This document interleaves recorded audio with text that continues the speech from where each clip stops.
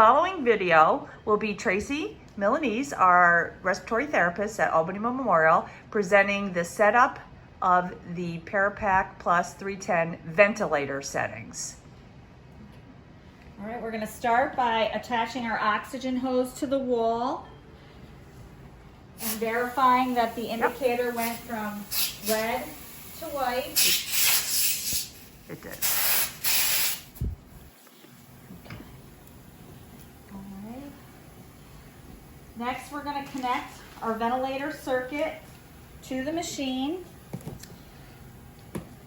which will include the ventilator circuit, 2 viral filters,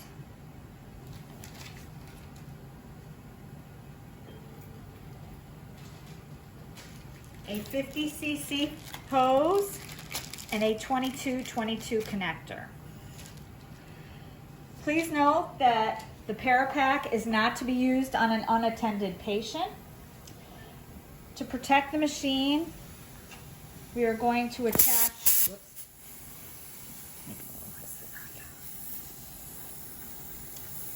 and then we're going to apply the 22-22 connector.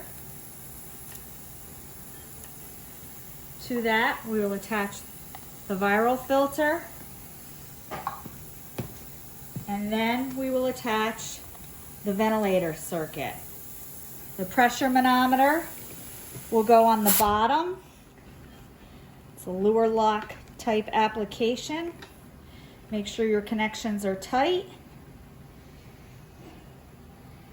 And then we are going to add another viral filter to this circuit, so when the patient exhales, we're not exposed to any bacteria or viruses. All right. Next, we will attach our end-tidal CO2. Oops, backwards, Trace. And then from that, we will attach our suction, okay, which can then be placed on the patient. Prior to attaching it to the patient, okay, we're going to check our ventilator controls. We're going to turn our switch from off to ventilate. We're going to adjust our frequency to 12 in this particular situation. Of course, you're going to be using the prescribed, what is prescribed by the provider. Our tidal volume is going to be set at 700. Our FiO2 is going to be adjusted to 50%. Our pressure relief control is going to be adjusted to 40. Our PEEP is going to go fully counterclockwise in the off position, as well as your flow.